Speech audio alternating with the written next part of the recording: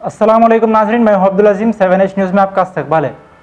खुतबुल्लापुर के इलाके गाजुला रामाराम में मौजूद महाराजा फंक्शन हॉल में सोमी रेड्डी की जानिब से इफ्तार पार्टी का एहतमाम किया गया, जिसमें एक्स MLA कूना श्री सलम Goud, JD Metla CI Satyanarayana, ex कांस मोहम्मद रफ़ी के अलावा दूसरों ने भी शिरकत की।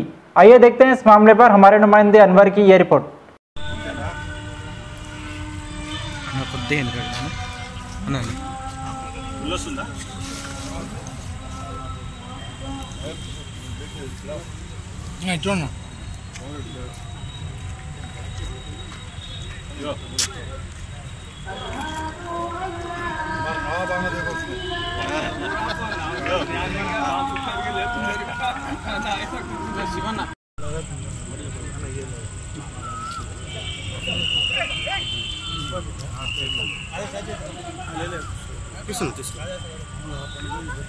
अंजी फोटोज కొడుతున్నా కదా నేను కొడుతున్నాను फोटोज काय सोमरेडी काय अभी नहीं आके जो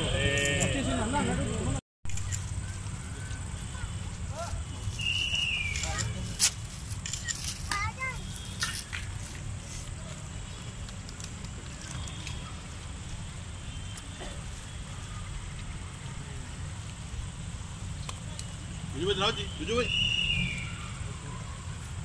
आगे तू क्या अरे भाई